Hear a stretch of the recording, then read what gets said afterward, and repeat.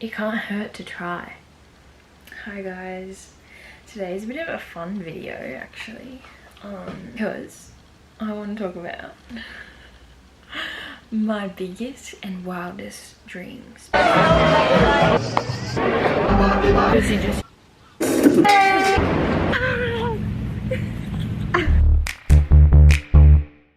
Who knows what will happen, and who knows what we're capable of, and who knows, maybe one day I'll look back at this video and be like, oh, I actually did the things that I said I was gonna do, and actually my biggest wildest dreams are things that I've actually accomplished. I saw Mr. Beast's first, well, not first YouTube video, but I saw a video where he was saying like, this is a video for me in 5 years time or 10 years time or something like that, and he was just saying how he wished he would have a certain amount of followers and blah blah blah. I think he said hopefully I have like 1 million followers by now, and he has, I don't know how many million followers but a lot more than 1 million. But I thought it would be cool to do something similar to that, where I talk about some of my big dreams that I have for myself in my life. Whether I can accomplish them or not is a different thing, but I just thought it would be really cool to do this and see what happens, and hopefully maybe one day look back at this video and be like, wow, Alicia, you actually did it. Like, I'm so proud of you and the person that you are now. I don't know, I just feel like it would be so cool. So without further ado, honestly, I just did my skincare also. Side note, fave combos, absolute favorite. Let's go. So also want to like preface whatever the word is. Also want to start off by saying, like, I don't know if any of these will come true, but you never know who might see it and who might want to support you on your journey. Like, a brand that I want to work with might see this and be like, oh, we saw that she'd love to work with us, like blah blah. You just never know. You never know. Number one, I would absolutely love to renovate or build my dream home. Like, think about the process of getting to make your Pinterest board your reality, and like, I think just designing a home and a space into something that you created. I don't know, I think because I've rented my whole life, and like, I've been out of home since I was 17, and my mum's never owned a home, and not that it's ever been a bad thing, but I just imagine like the things that we could do in the space that we could create if we owned and could renovate our home. And my mum's house, it always looks so beautiful, like she has the best decor, but I just imagine like the functionality and the colors you could use, and just like walking into a space that you've literally designed for you. I just think that would be the coolest thing ever. And also it would just feel so special, like there's like feeling at home, and then they'd be like, oh wow, I'm home. You know what I mean? Okay, number two, this is kind of crazy, but anyway, I would love to go to Antarctica, and I didn't know that you could go to Antarctica until recently, and I've seen lots of the cruises, but the cruises cost $30,000. I'm sorry, but there is not a chance that I will have a spare $30,000 to go to Antarctica one day. Sorry, I mean, maybe it would be really cool, but I have 3 degrees, but one of my degrees is a Bachelor of Science, and I majored in marine biology and environmental science, and I've just always been so passionate and so fascinated by marine biology. And like, imagine going on like a little expedition in Antarctica, and you get to see the penguin post office, and you get to see seals and whales and like all these crazy things, and you get to trek through the ice in the Antarctic. Like, I'm sorry, I feel like that's every like nerdy kid's dream. Maybe I sound like a big nerd, but I actually am. Like, if you got to know me, I'm a big nerd. Sometimes I don't sound smart, but I'm a big nerd. I feel like, so I went to Norway in 2023 and Norway didn't feel real. Like, it felt like a fairy tale because of all the snow and the reindeers. Like, going to, I say this to everybody, but going to Norway when you're from Australia and seeing reindeers, like, I always knew reindeers were real, but I never, like, when you actually see them, it had to like register in my brain that, oh, reindeers are actually real. They're not like a made up thing when it's Christmas time and Santa Claus is coming. Okay. Number 3 is something that I am incredibly passionate about, and I did start and I stopped last year because for me, I didn't have the strategy to be able to make this happen, and I really needed help with it. So my goal, or my big dream, is to have a really successful podcast or like show or something where I can interview people and tell their story and just talk about like real life and who someone is and the things that they've been through and what inspires them and how they overcame things that happened in their life, and just get to tell the story of who they are. And I think that we've lost this like humanization. We see people on a screen or we see people on our phone and we feel like we have a connection to them, but we put them on a pedestal, so they're not actually a human being anymore. They're just this like whole other creature that we don't understand or know, and they're so out of reach for us. But what we really learn when we get to speak to people, when we get to see people for who they truly are, and we get to hear their story, it like rehumanizes them, and it allows us to see that like, oh, they are just like me. They've had a different path to get to where they are, and they've had different interests and different things happen, and the way that they've dealt with them is different, but in the end we are all human and we're all the same. And I think there's something incredibly powerful about sharing people's stories, and I would love to do that in a really authentic way. Like in my vision board say, I'm picturing like a Jay Shetty style podcast with less drama than Jay Shetty holds, obviously, because anyway, let's not go into that. But Jay Shetty style podcast, but not only speaking to like really famous people, just speaking to obviously like creators and people who have an incredible story, but also just real people. Like, I think we all forget that you have a story, I have a story, the person who lives next door to me has a story, the person I walked past on the street to get a matcha has a story. Like, every single one of us has a story, and we don't allow ourselves to acknowledge that we are all kind of incredible people. Like, we've all overcome something amazing or something really hard to get to where we are today and to be the person that we are. And we might not be the most successful person, but that doesn't make us any less inspiring. So stay tuned for that, because that's something I'm really working on, and I would love to look back in like, I don't know, 5 years time and be like, holy crap, Alicia, you did that. Like, you did it. I also have a dream list of podcast guests, and I have them written down in 2 different places, and I would share it with you, but I don't know. Let me just work on this first, because it's something that's like in play. So stay tuned. Okay, I also wrote down some brands that I would love to work with.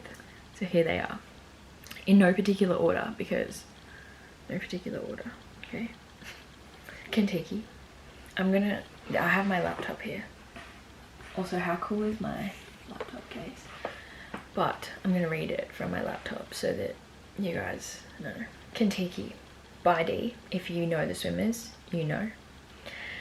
Warner Music or Sony Music, because I would love to work with them on like interviewing artists on literally how it relates to the podcast, but like sharing an artist story or how they wrote the song, what the song's about, and building that connection between the artist and the audience, because I think, again, that's something that's not always that's not always there. Like, even say Tate McRae, people love her songs also because they understand what's happened in her life, like her getting cheated on or whatever, or her breakups. So people are so invested and they're more connected to her songs because they know exactly what it's about and they can relate to that in their own lives.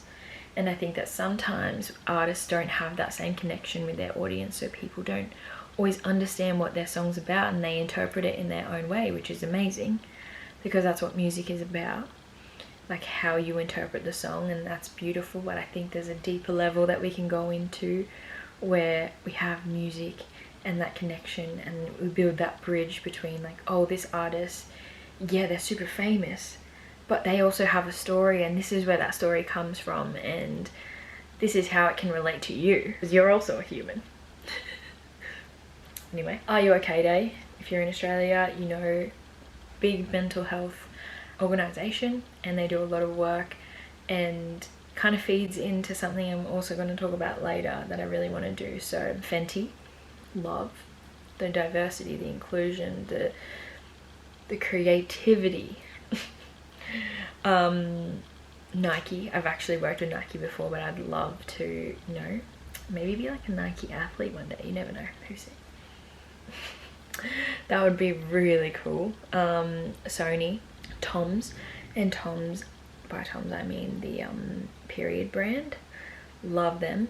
I'm someone who has PCOS and just have learned a lot about like female health and all that kind of stuff, and I feel like they kind of paved the way for having organic, like cotton only tampons and making a big difference in that area in Australia. Tony's Chocolonely, if you see this, you're my favorite chocolate in the whole world, because not only do you taste the best, you're Dutch, I'm Dutch.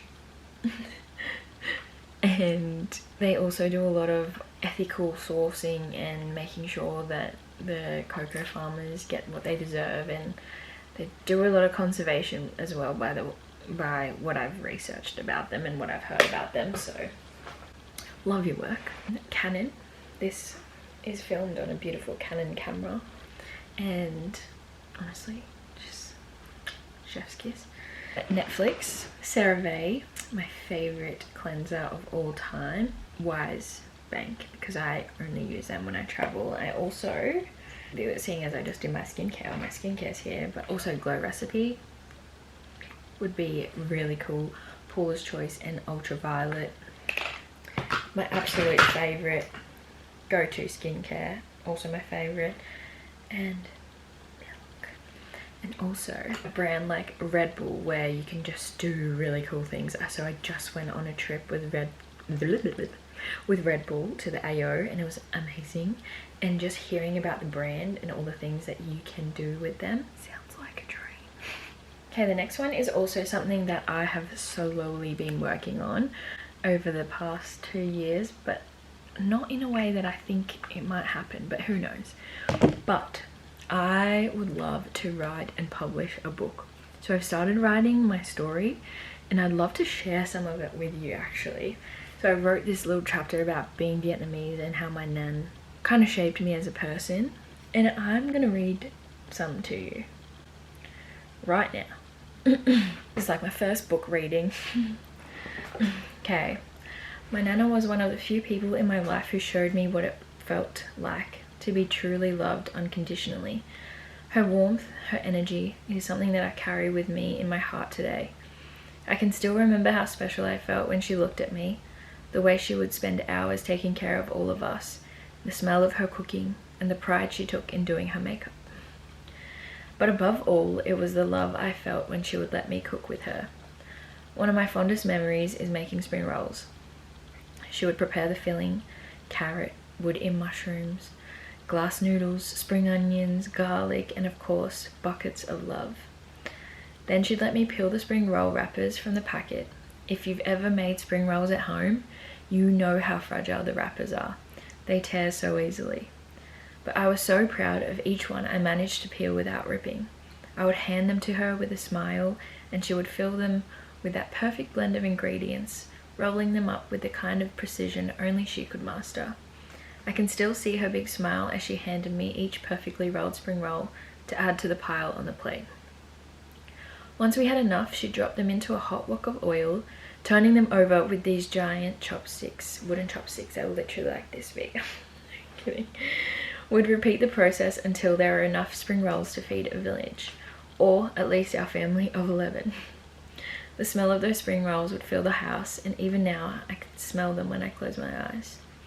No matter how many times I try to recreate that recipe, no matter how much time I spend perfecting it, I can never get them to taste the way that hers did. But it's not about the taste. It's about the process of making them that connects me to her. Each time I peel the wrapper, every time I try to replicate the recipe, I see her face more clearly. I feel her presence in the kitchen guiding me in the same way she did all those years ago. Food has always been such a powerful connector for me. It's not just a way to nourish the body, but also a way to connect with others, with love and with culture. In my family, food is how we show we care and how we spend quality time. Every time I see my dad, it is to have lunch or dinner together, and we bond over shared meals, exchanging stories, laughter and experiences. For me, Vietnamese food is the ultimate comfort food. If I'm having a bad day, feeling sad, or just disconnected from myself, it is Vietnamese food that brings me back to center. Guys, I read this today and I haven't written in probably a couple of months, but I was at the library today and I completely forgot my phone, so I couldn't edit any videos, and I was like, oh, I should read some of the thing that I wrote, and I read that part and I literally had tears in my eyes because it made me think of my Nana and how special it was, and like how special she was, and that how connected I feel to her through food. And I think that's something really special. So hopefully one day I'll be sitting here with my own little book. So yeah, I'd just love to write a book that helps you feel like less alone in the world, really, because I think that that's what those stories do. I think when we miss people and we love them so much, like we all have that person in our lives that's like my Nana to me. And I was like 11 when she passed away. So for me it's really special, and it's such a special way to remember her, and it allows you to connect with me, but it also allows you to think about those times that you had with like your Nana or your auntie or somebody in your life that you had that connection with, and the things that you did with them to create that bond, and how you remember her and acknowledge her presence today, or he, I don't know. So we'll see. I feel like that would be really cool. Next one. Okay, these next two, they kind of go hand in hand a little bit, because just in the way that I would run them, I feel like they're a bit similar, but and also similar to the Are You Okay thing. So I would love to run a program in schools that teaches kids about mental health. So mental health is part of the curriculum, and it's something that everybody learns about, but I don't think kids are actually given the tools on how to manage it and how to deal with it if these feelings come up. Like they're just walking blindly, basically. And more children now, like we've only just seen an increase in mental health issues, especially because of social media. So I think we really need to work on something that gives students the tools that they need to be able to cope with it, because they don't know how to emotionally regulate. They don't know what these feelings are. And I can tell you that if you go to a school, I guarantee you at least 1/3 of the kids have some sort of mental health, whether it's anxiety or depression or whatever it is. So I would love to run a program where we go into schools and we share real stories, because there's a lot of programs that talk about mental health, but I think the stories that connect most to kids, especially in high school, are where people share their own experiences and what that actually feels like, and not coming from someone who's 50 years old and talking about their experience from when they were in their 20s. Like it's not relatable to them, because they look at you and they can't see themselves in you. I think something really needs to change in the mental health area, especially around high schools. I'm not sure what it is, but I would love to be part of the program, and I would love to run the program that does that, and not only just focus on mental health, but also have a focus on girls, and how our body image changes over time and how to cope with those feelings, and not have an eating disorder, and how we can change that narrative of comparison and social media and confidence and all these things, because I think that it's seen as one way, and it's just like, oh, well, this is something that kids do. Like, no, it's not. And girls aren't really taught about it. We're not talked to about it at all. Same with like girls' sexual health. Girls aren't talked to about this at all. Boys get education on, you know, doing their thing, and it's just like what they do, but girls don't get that same education. And so girls grow up with so much shame around this topic, because I don't know what YouTube's like. I don't know if I can speak about this with saying the right words. I don't know. But girls grow up with so much shame around sex, and we don't have the right education about it, and we don't have any knowledge on what it's supposed to be like, and all our knowledge comes from TV or websites and whatever. And in the same way that that's for boys, at least boys, they talk about it with each other. Girls don't talk about it at all. So anyway, you know, I'm very passionate about that, but I would love to be part of that change, because I really think that it's so important, and I want to start. And the thing about me and doing this is that I just don't know where to start, and I don't know how to get my foot in the door with doing something like this. So we'll see. The next one ties in because I would love to host my own events, and I'm not sure if it would be like my events or host them for brands, but I just would love to build events that focus on connection, and that creates a space where people feel seen and heard, and people can walk away being like, wow, like I went through that too, and I can relate to that person's story, and I know that I can do anything. Like, you know, when you walk away from an experience or something and it makes you feel like you can literally do anything, like you literally have wings, Red Bull, but you literally can do anything. And I want to create spaces where people walk away feeling like that, because I think that the only thing that limits us is our mind and our ability to know whether we're good enough or not. And the thing is that we are always good enough, but we've told ourselves these narratives, or we've been told these narratives our whole life, that we aren't good enough. And so